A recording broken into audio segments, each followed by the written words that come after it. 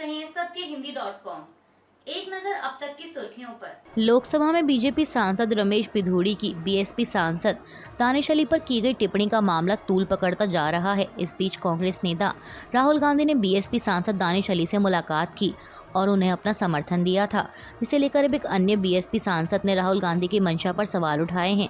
BSP सांसद मलूक नागर ने आज रविवार 24 सितंबर को समाचार एजेंसी एएनआई से बात करते दौरान कहा कि राहुल गांधी हमारी पार्टी के नेताओं पर डोरे डाल रहे हैं।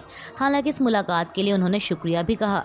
मलूक नागर ने कहा कि बीजेपी सांसद ने हमारी पार्टी के नेता के लिए जिस भाषा का इस्तेमाल किया, अगर उसके लिए राहुल गांधी मिलने गए थे तो हम उनका शुक्रिया अदा करते हैं। उन्होंने आगे कहा कि बीएसपी प्रमुख मायावती ने बीजेपी सांसद के खिलाफ कार्रवाई की मांग की है और वो इस स्थिति में हैं कि अपनी पार्टी के सांसद का बचाव कर सके।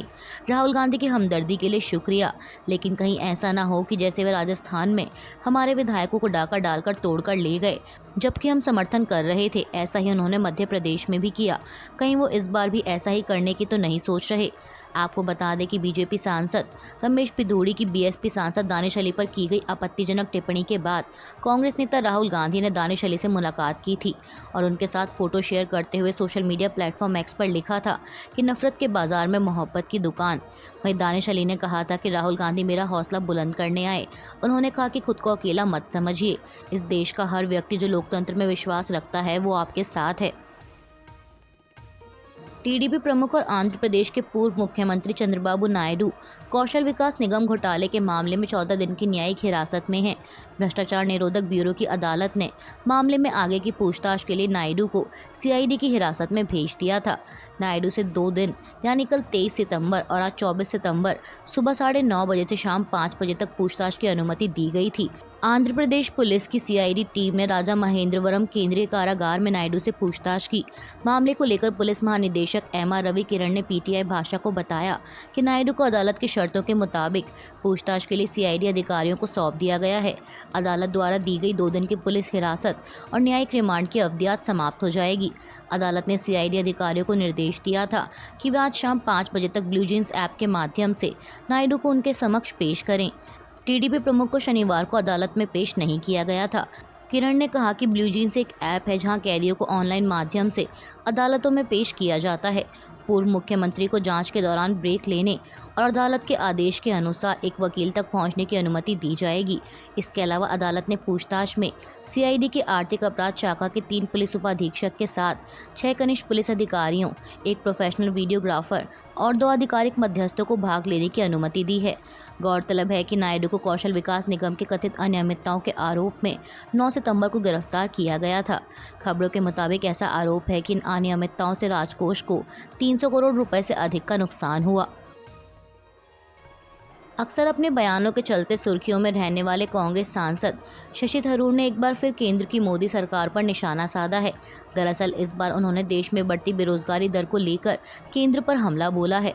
खबरों के मुताबिक एक स्टडी में दावा किया गया है कि कोरोना काल के बाद 25 साल से कम उम्र के 42% ग्रेजुएट युवा बेरोजगारी का सामना कर रहे हैं।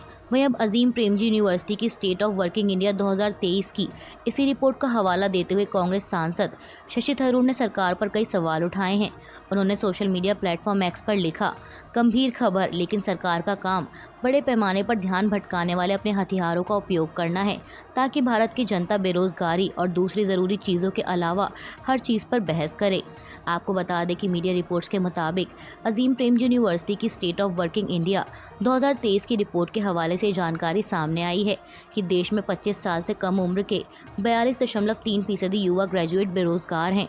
रिपोर्ट के मुताबिक सबसे ज़्यादा 22.8% बेरोजगारी दर 25 से 29 वर्ष के युवाओं के बीच है। उच्च माध्यमिक स्तर की शिक्षा प्राप्त करने वाले 25 साल से कम आयु के युवाओं की बेरोजगारी दर 21.4% है। देश की नई संसद को लेकर शिवसेना उद्धव बालासाहेब ठाकरे गुट के मुखपत्र सामना में प्रधानमंत्री मोदी पर निशाना साधा गया है। उद्धव ठाकरे गुट के नेता संजय राउत ने सामना के जरिए सवाल करते हुए कहा कि ऐतिहासिक संसद भवन पर तो ताला लग गया, लेकिन नई इमारत में इतिहास बन पाएगा। इस तरह की महान शख्सियत आज कहाँ है। उन्होंने कहा कि पुराना संसद भवन दिल्ली में शान से खड़ा है और कम से कम 100 सालों तक इस इमारत को कुछ नहीं होता, लेकिन प्रधानमंत्री मोदी के मन में आया और इस ऐतिहासिक इमारत को ताला लगा दिया। नए संसद भवन को लेकर अपना अनुभव शेयर करते हुए राउत ने आगे कहा कि जब मैं वहां पहुंचा तो दुविधा थी। नए संसद भवन में लोकसभा और राज्यसभा के लिए एक ही दरवाज़ा है। संजय राउत ने पीएम मोदी पर हमला जारी रखते हुए कहा कि पुराना संसद भवन व्यवस्थित है, लेकिन उन्होंने सामने एक सौत खड़ी कर दी और सरकारी तिजोरी से 20,000 करोड़ रुपए लुटा दिए। संसद भवन एक प्रेरणादायक और तेजस्वी इमारत होती है। ऐसी इमारतें जर्जर नहीं होती। उन्हें अनुपयोगी घोषित करना यानी भारत माता को वृद्ध बताकर वृद्धाश्रम में डालने जैसा है। उन्होंने आगे कहा कि दिल्ली की सरकार अंधश्रद्धा और अंधभक्तों के घेरे में घूम रही है। देश चलाने वालों के मन में अंधश्रद्धा, ग्रह और कुंडली का प्रभाव है। मौजूदा संसद भवन 10 सालों बाद आपके लिए शुभ नहीं होगा। 10 साल बाद यहाँ कोई नहीं टिकता, तो ऐसे में नए संसद भवन का निर्माण कराओ। इस तरह की ज्योतिषी सलाह मानकर नए संसद भवन का निर्माण किया गया है।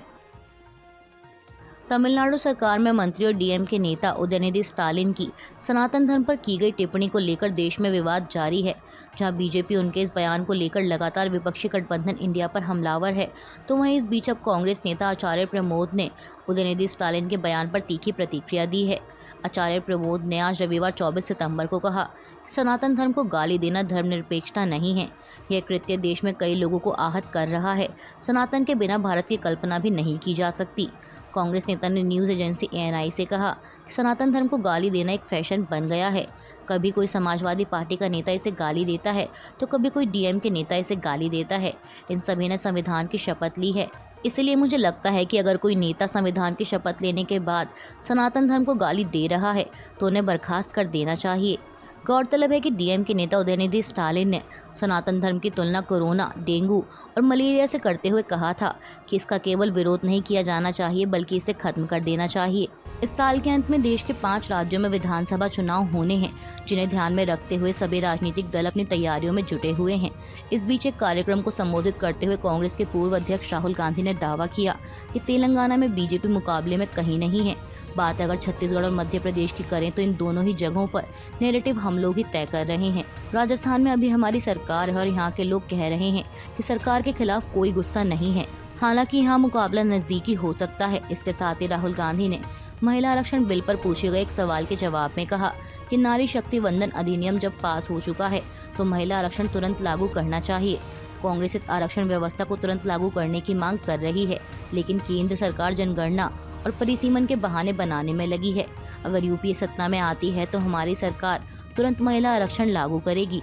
इसके अलावा राहुल गांधी ने एक बार फिर अडानी और मोदी सरकार के रिश्तों पर सवाल उठाते हुए कहा कि अडानी को सारे प्रमुख उद्योग दे दिए गए हैं। देश की जनता महंगाई से परेशान है, लेकिन केंद्र सरकार इस पर ध्यान नहीं दे रही। विधोड़ी का बयान हो या इंडिया बनाम भारत का मुद्दा हो, ये सारे मुद्दे मूल मुद्दों से ध्यान भटकाने के लिए हैं। कर्नाटक में बीजेपी के साथ गठबंधन की घोषणा करने के 2 दिन बाद ही जेडीएस को बड़ा झटका लगा है। दरअसल जेडीएस ने शुक्रवार 22 सितंबर को कर्नाटक में भाजपा के साथ गठबंधन की घोषणा करते हुए 2024 के लोकसभा चुनाव से पहले औपचारिक रूप से एनडीए में शामिल होने का ऐलान किया था।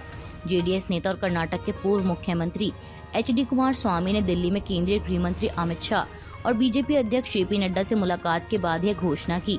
वहीं इस बीच अब खबर है कि पार्टी की राज्य इकाई के उपाध्यक्ष सैयद शफीउल्लाह साहब ने पार्टी से अपना इस्तीफा दे दिया है।